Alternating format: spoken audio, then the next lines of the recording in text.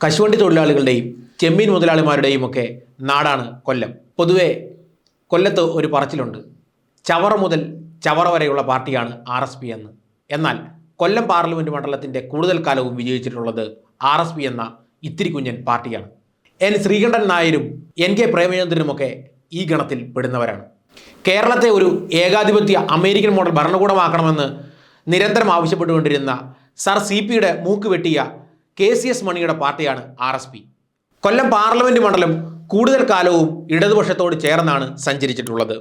കൊല്ലം ജില്ലയിലെ നിയമസഭാ മണ്ഡലങ്ങളായ ചവറ, പുനലൂർ, ചടയമംഗലം, കുണ്ടറ, കൊല്ലം, ഇരവിപുരം, ചാത്തന്നൂർ എന്നിവ ചേരുന്നതാണ് കൊല്ലം പാർലമെൻറ്റ് മണ്ഡലം.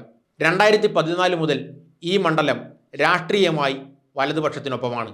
അതിനുള്ള കാരണമോ പിണറായി വിജയൻ്റെ ഒരു പ്രയോഗമാണ് പരനാറി എന്ന NK പ്രേമചന്ദ്രനെതിരായ പ്രയോഗം. കഴിഞ്ഞ 2 തിരഞ്ഞെടുപ്പുകളിലും NK പ്രേമചന്ദ്രനെ തോൽപ്പിക്കാൻ സാക്ഷാൽ പിണറായി വിജയൻ നേരിട്ട് പ്രചരണം നടത്തിയ ഒരു മണ്ഡലമാണ് കൊല്ലം. 2014 MA ബേബിയെ മത്സരിപ്പിച്ചു, ഫലമുണ്ടായില്ല. 2019 ഇന്നത്തെ ധനമന്ത്രി സാക്ഷാൽ KN ബാലഗോപാലിനെ തന്നെ ഇടതുപക്ഷം രംഗത്തിറക്കി. എന്നാൽ തോൽവി 1,48,000 ആയിരുന്നു. ഇത്തരത്തിൽ RSPക്കും NK പ്രേമചന്ദ്രനും അടിയുറച്ച് നിൽക്കുന്ന ഒരു മണ്ഡലമായിട്ടാണ് ആധുനിക കൊല്ലം പാർലമെൻറ്റ് മണ്ഡലത്തെ നമുക്ക് കാണാൻ കഴിയുന്നത്. ഇത്തവണയും മത്സരത്തിന് വലിയ മാറ്റമൊന്നുമില്ല. UDF സ്ഥാനാർത്ഥിയായി RSPയുടെ NK പ്രേമചന്ദ്രൻ മത്സരിക്കുന്നു. ഇടതുപക്ഷ ജനാധിപത്യ മുന്നണിയുടെ സ്ഥാനാർത്ഥിയായി സിനിമാ നടനും കൊല്ലം MLAയുമായ M മുകേഷ് മത്സരിക്കുന്നു. BJPയും മോശമാക്കിയില്ല, സിനിമാ നടനെ തന്നെ രംഗത്തിറക്കി.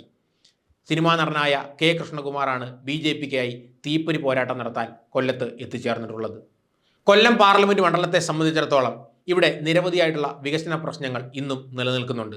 പ്രധാനമായും കൊല്ലം പാർലമെൻറ്റ് മണ്ഡലത്തിൽ ചർച്ച ചെയ്യപ്പെടുന്നത് കാർഷിക പ്രശ്നങ്ങളും വികസന പ്രശ്നങ്ങളും തന്നെയാണ്. കൊല്ലം നഗരത്തിൻ്റെ പുനരുദ്ധാരണവും ആധുനികവൽക്കരണവും ഇവിടെ വലിയൊരു പ്രശ്നമാണ്.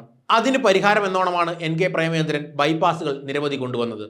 അതോടൊപ്പം തന്നെ കൊല്ലം പാർലമെൻറ്റ് മണ്ഡലത്തിൻ്റെ മലയോര മേഖലകളിൽ വ്യത്യസ്തങ്ങളായിട്ടുള്ള വികസന പ്രവർത്തനങ്ങൾ നടപ്പാക്കാൻ അദ്ദേഹത്തിന് കഴിഞ്ഞിട്ടുണ്ട്. NK പ്രേമചന്ദ്രൻ്റെ ഉജ്ജ്വലമായിട്ടുള്ള പാർലമെൻറ്റിലെ ഇടപെടലുകളും അദ്ദേഹത്തിന് 100-ൽ 100 മാർക്ക് നൽകുന്നുണ്ട്. പക്ഷേ അതിനിടയിൽ ഒരബദ്ധവും അദ്ദേഹത്തിന് പറ്റി. ഈ രീതിയിൽ അദ്ദേഹം പ്രവർത്തനം തുടരുന്നതിനിടയിലാണ് നരേന്ദ്രമോദി അദ്ദേഹത്തെ ഒരു വിരുന്നിനായി ക്ഷണിച്ചത്.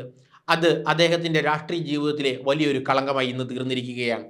പരമ്പരാഗതമായി NK പ്രേമചന്ദ്രന് പിന്നിൽ അടിയുറച്ചു നിന്ന് വോട്ട് ചെയ്യുന്ന ജനവിഭാഗങ്ങളാണ് കൊല്ലം ജില്ലയിലെ മുസ്ലിങ്ങൾ. പ്രത്യേകിച്ച് കൊല്ലം ടൗണിലെയും ഇരവിപുരത്തെയും ചവറയിലെയും ഒക്കെ മുസ്ലിം ജനവിഭാഗം. എന്നാൽ ഇത്തവണ ഇടതുപക്ഷം അദ്ദേഹത്തെ കടന്നാക്രമിക്കുന്നതിന് നരേന്ദ്രമോദിയും ഒപ്പമുള്ള ഈ വിരുന്ന് ഒരു വിഷയമാക്കി മാറ്റിയിരിക്കുകയാണ്. അതുകൊണ്ട് തന്നെ കഴിഞ്ഞ തവണ അദ്ദേഹം നേടിയ 1,48,000 വോട്ട് എന്ന് പറയുന്ന ആ റെക്കോർഡ് ഭൂരിപക്ഷം അദ്ദേഹത്തിന് തുടരാൻ സാധിക്കത്തില്ല എന്നാണ് ഞങ്ങളുടെ പഠനത്തിൽ നിന്നും വ്യക്തമാകുന്നത്. മാത്രവുമല്ല, BJP ക്രൈസ്തവർക്കിടയിൽ, വിശേഷിച്ച് ലത്തീൻ ക്രൈസ്തവർക്കിടയിലും മലയോര മേഖലയിലെ റോമൻ കത്തോലിക്കർക്കിടയിലും കടന്നു കയറാനുള്ള ശ്രമങ്ങൾ വിവിധ രീതിയിൽ നടത്തുന്നുണ്ട്.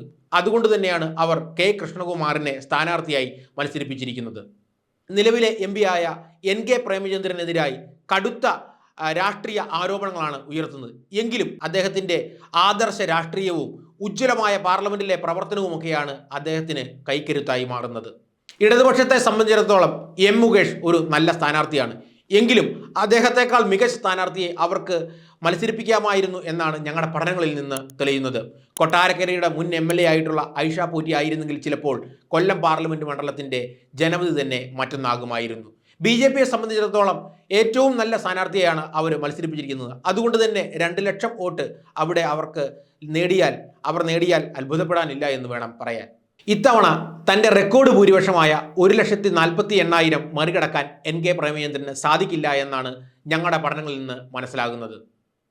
അത് M മുകേഷിൻ്റെ മിടുക്ക് കൊണ്ടല്ല, നരേന്ദ്രമോദിക്കൊപ്പം പ്രേമചന്ദ്രൻ നടത്തിയ വിരുന്നാണ് അദ്ദേഹത്തിന് വിനയാകുന്നത്.